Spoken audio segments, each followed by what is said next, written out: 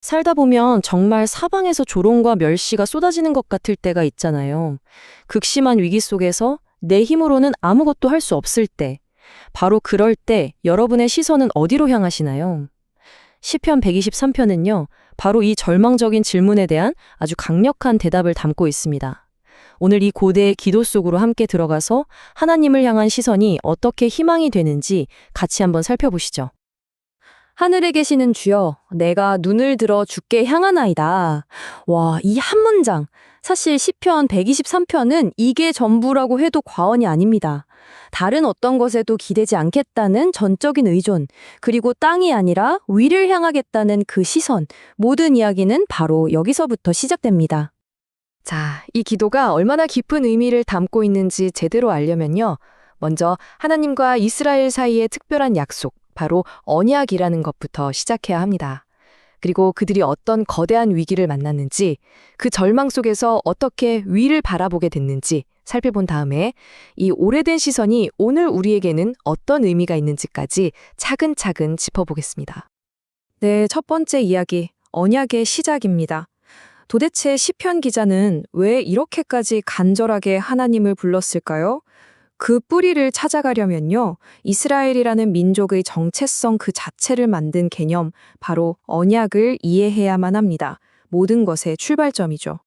이스라엘의 역사를 한마디로 요약하면 그냥 언약의 역사예요. 이건 무슨 비즈니스 계약서 같은 게 아니고요. 한 민족의 탄생부터 나라의 형성, 그리고 역사의 모든 고비고비가 바로 이 하나님과의 약속 위에 세워졌다는 뜻입니다. 말 그대로 그들의 존재 이유 그 자체였던 거죠. 이 언약이라는 게 또 재밌는 게 시간이 흐르면서 점점 더 구체적으로 발전해요. 보세요. 처음에는 아브라함이라는 한 사람에게 너로 큰 민족을 만들겠다고 약속하시죠. 이게 시내선에 가서는 율법을 통해 거룩한 백성이라는 하나의 공동체로 커지고요.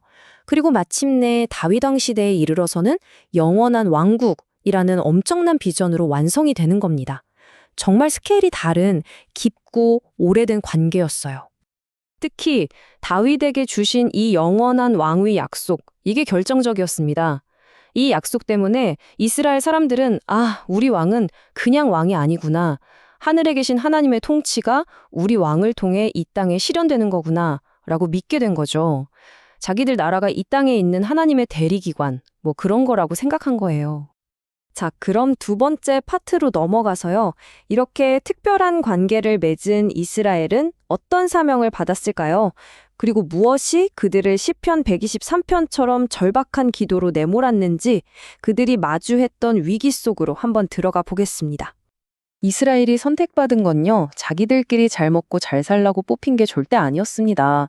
사명은 훨씬 더 컸죠.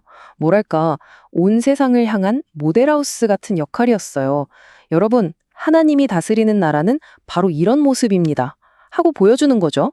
그들의 삶 자체가 하나님의 나라를 증명해야 하는 거룩한 사명이었습니다. 그런데 여기서 심각한 문제가 생깁니다. 만약에 그 멋진 모델하우스가 와르르 무너지기 직전이라면요. 세상에 하나님의 영광을 보여줘야 할 그 민족이 오히려 세상으로부터 손가락질 받고 비웃음거리가 되는 상황이라면 도대체 어떻게 되는 걸까요? 시편 123편이 가장 먼저 터뜨리는 고통의 외침이 바로 이겁니다. 심한 멸시. 그냥 좀 무시당하는 수준을 넘어서 주변 세계로부터 아주 노골적인 경멸을 당하면서 공동체 전체가 깊은 수치심에 빠져 있었던 거죠. 그리고 그 멸시가 어디서 오는지를 정확히 짚어내요. 바로 교만한 자들의 조소. 여기서 교만한 자는 요즘 말로 하면 자기 힘만 믿는 사람들이에요. 신 같은 건 필요 없어. 내 능력, 내 경험이 최고지 라고 생각하는 사람들이요. 바로 그들의 비웃음이 이스라엘의 영혼을 갉아먹고 있었던 겁니다. 바로 이 지점에서 위기는 최악으로 치닫습니다. 왜냐하면 하나님의 백성이 멸시당하는 건 그들을 선택한 하나님 자신에게 먹칠하는 거나 마찬가지거든요. 이건 그냥 한 나라의 정치, 경제 위기가 아니었어요. 하나님의 이름과 명예가 걸린 신학적인 위기였던 거죠. 자, 그럼 세 번째 파트입니다. 이 절망의 한복판에서 시편 기자는 과연 어디서 희망을 찾았을까요? 이제 이 시의 심장부라고 할 수 있는 종의 시선이라는 아주 강력하고 아름다운 비유를 들여다볼 시간입니다. 이 구절은 정말 기가 막힙니다. 한번 상상해 보세요. 종이 오직 주인의 손끝만 뚫어져라 쳐다보고 있는 모습을요. 주인이 어떤 신호를 보낼까? 혹시 무언가를 베풀어주지 않을까? 온 신경을 거기에 집중하는 거죠. 바로 그렇게 우리도 하나님의 자비와 긍휼만을 간절히 기다린다는 고백입니다. 완전한 의존의 자세를 보여주는 거예요. 여기서 세상이 딱 두 부류로 나뉩니다. 한쪽은 자신의 힘과 경험을 의지하는 교만한 사람들이죠. 다른 한쪽은 자신의 모든 것이 주인에게 달려 있음을 아는 종의 사람들입니다. 시편 기자는 망설임 없이 단호하게 후자의 길을 선택하는 겁니다. 근데요, 이 종의 시선이라는 게 그냥 넋 놓고 편안하게 기다리는 게 절대 아닙니다. 오히려 엄청난 긴장감이 흐르는 상태예요. 주인이 과연 우리를 이대로 버려두실까? 아니면 다시 붙잡아 주실까? 모든 운명이 그분의 손짓 하나에 달려있다는 걸 알기 때문에 숨죽여서 그 처분만을 기다리는 극도의 긴장 상태인 거죠. 자, 이제 마지막 파트입니다. 수천 년 전의 이 기도가 오늘을 살아가는 우리에게는 과연 어떤 울림을 줄까요? 이 시편이 제시하는 기도의 모델을 통해서 우리 자신의 신앙을 한번 돌아보는 시간을 갖겠습니다.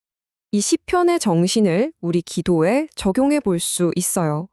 첫 번째 단계는 고백입니다. 하나님, 제 힘으로는 안 됩니다. 제 연약함을 인정합니다. 라고 솔직하게 털어놓는 거죠. 두 번째는 감사해요. 내가 잘나서가 아니라 오직 하나님의 자비 덕분에 내가 여기 서 있음을 감사하는 겁니다. 그리고 마지막으로 간구, 이제 내 문제에서 눈을 돌려서 나와 같이 고통받는 다른 사람들, 이 세상을 위해 기도하는 거죠. 이 기도 모델을 가장 놀라운 점이 뭔지 아세요? 우리의 초점을 나의 위기라는 캄캄한 먹구름에서 하나님의 성품과 능력이라는 찬란한 태양으로 옮겨준다는 겁니다. 내 문제의 크기에 짓눌리는 게 아니라 그 모든 것을 다스리시는 하나님의 자비와 영광의 시선을 고정하게 만드는 거죠. 그래서 이 고대의 시편이 오늘 우리 각자에게 묻고 있습니다. 지금 당신의 삶이 위기와 조롱으로 가득 차 있을 때 당신의 눈은 어디를 향하고 있습니까? 여전히 당신 자신의 힘과 경험을 보고 있나요? 아니면 하늘에 계신 주인의 손을 바라보고 있나요? 결국 그 시선이 당신의 모든 것을 결정할 겁니다.